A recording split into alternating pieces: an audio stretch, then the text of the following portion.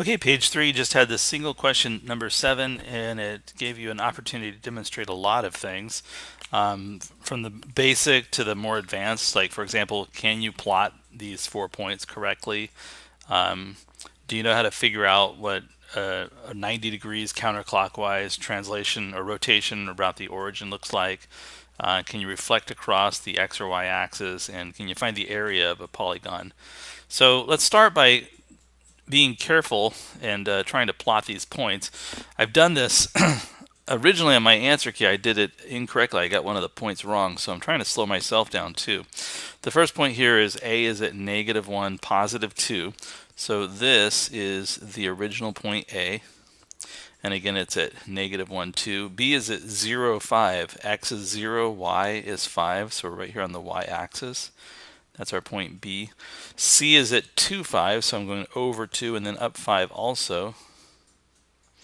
There's point C. And then finally D is at X is 6 and Y is 2. So that is mildly interesting, because all of a sudden now that I see, because BC and AD are parallel, they have the same slope of 0. It's true that this is a trapezoid. So I went ahead and drew the lines that connected those points. And actually, before I move on, I'm just double checking the points here. I'm looking at A, and I'm seeing that it is back 1, up 2. B is at 0, 5. C is over 2 for X, and then up 5 for Y. And D is over 6 for X and up 2 for Y. So that is the correct quadrilateral, and it's a special quadrilateral. It's a trapezoid at least. Let's see. The first thing that I'm supposed to do now that I've got that, there's 3 parts. A, B, and C that we have to do that remain. Part A says if that quadrilateral ABCD is rotated 90 degrees counterclockwise, and there's a symbol for that about the origin, name the coordinates of the image. And actually, all I wanted you to record was just the coordinates of A prime. So let's go ahead and do the 90 degrees rotation and think about that. So one of the things I like to do is think about, because I'm rotating about the origin, I can come here and I can say, look, this point right here, if I was to rotate this entire plane 90 degrees counterclockwise, rotate it at 90 degrees this way, I know that the rise and run I see of that green line would become the opposite and reciprocal, right? If you look at it right now, it's down. That has a slope of -2, right? Its slope is down 2 over 1. -2. Well, the slope of a line perpendicular to that would have to be up 1 over 2.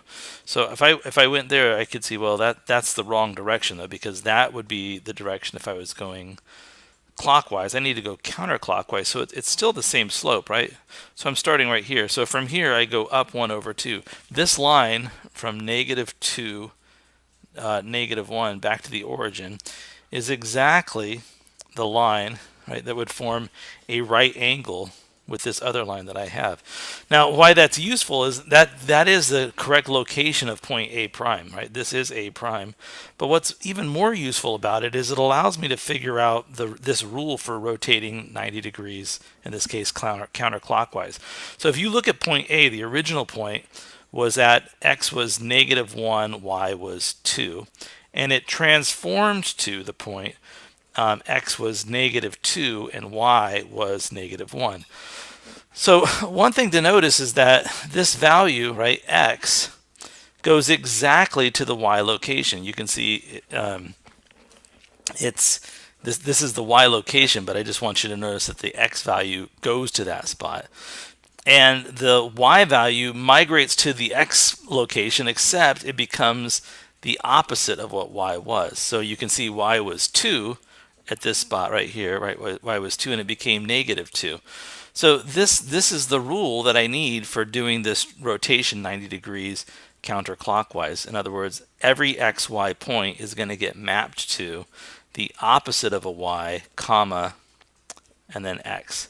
So all I have to do is look at my remaining points, take the opposite of what Y is, that becomes the X, and then whatever X is becomes the Y. So for example, if I look at point B, B was at 5, 0. It's just going to become -5.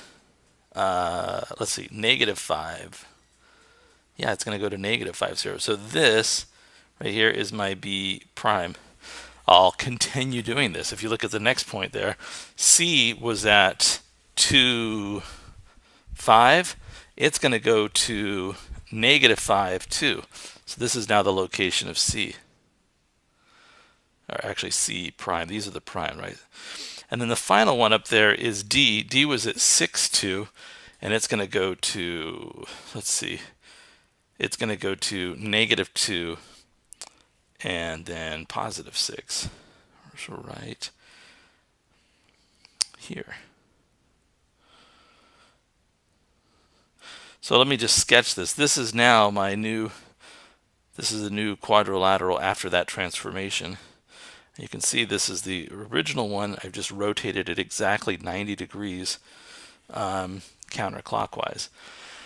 Now I could do that with patty paper, right? I could do it with other things. I could think about it in other ways. But if you look at it, there's kind of a systematic way to think about this, and just think about the fact that this rule, right? This rule corresponds to mapping every single point of the Cartesian coordinate plane, such that it's the new shape, the new place is 90 degrees rotated counterclockwise about the plane. So part A asks me what's the location of coordinate A prime, and I could just write down it's A prime is at negative 2, comma, negative 1. So A prime goes to negative 2 and negative 1. Okay, what part B wants us to do is to take, notice it says reflect A, B, C, D across the y-axis to find A double prime, B double prime. Okay, so here's the thing. This is referring the original polygon. It doesn't say take it doesn't say take this one and do the reflection, right? It says take A, B, C, D. So I'm going to take the original trapezoid and reflect it across the y-axis. What's nice about that, of course, is that it's pretty simple to do a reflection across the y-axis. The y values all stay the same. What happens is the x values are just going to change. So I think we could manage to do that. So I'm going to grab a different color pen. Let's try this blue one. Is that that'll work. So I'm going to go ahead and B, of course, is going to get mapped right onto itself. I think I need this pen to be a little bit thicker. Let me go here. There. C is going to go to negative 2, 5. So this is the location of C double prime. A is going to get mapped to, see, A was at negative 1, 2. Now it's going to go to 1, 1, 2. So this is A double prime. D is going to get mapped to negative 6, 2. So I just go back to negative 6 and then up 2. And this is D double prime. So I think I've got all the parts there. I can go and just sketch this. Here we go.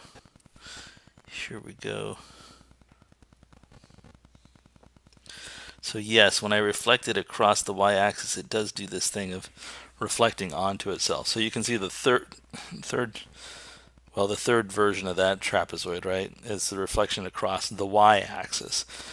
So now that I've got that, I think, what did it ask for? It says name the coordinates of A double prime. So it was just looking for these, and I can see that A double prime is at 1, 2. X is 1, Y is 2.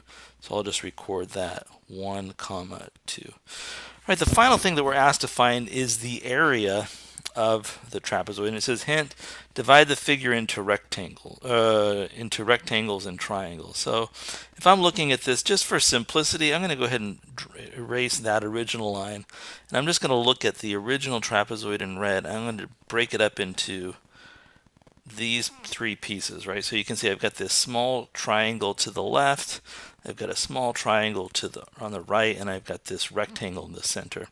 Well, the rectangle in the center is 2 by 3, so it's got an area of 6. This triangle off to the right, if I look at it, it's got a height of 3, and it's got a width of 1, 2, 3, 4. So this entire rectangle is 3 by 4, which is 12, but we don't have all of it. We just have half of it. That's why the formula is 1/2 base times height. So this has an area of 6 also. So it looks like I've got 3 times 1, 2, 3, 4. 3 times 4 is 12. Half of that is 6. I've got another 6. And then this last one over here, it's a rectangle that has a base of 1 and a height of 3. So that whole rectangle has an area of 3. but we just have half of it. So I could write that that's 3/2 or 1.5. So 1.5 is this little triangle here. And if I add that all up, I've got 6 and then plus another 6 plus a 1.5. So we're looking at an area of 13.5. Whoops, get back over here. So let's go ahead and go down. Oops. And we'll go and write the area of that rectangle is 13.5. Nowhere in the problem does it talk about what these units are, but I do know that these are squared units. So if these were inches, it'd be squared inches. It's always important to talk about the units. So I'm just going to say it's 13.5 units squared. Right? So they're whatever they are, they're squared. Those things, square inches, square feet, square miles, who knows? All right, and that's question 7 and all the parts of it. And that's actually the end of page 3 as well.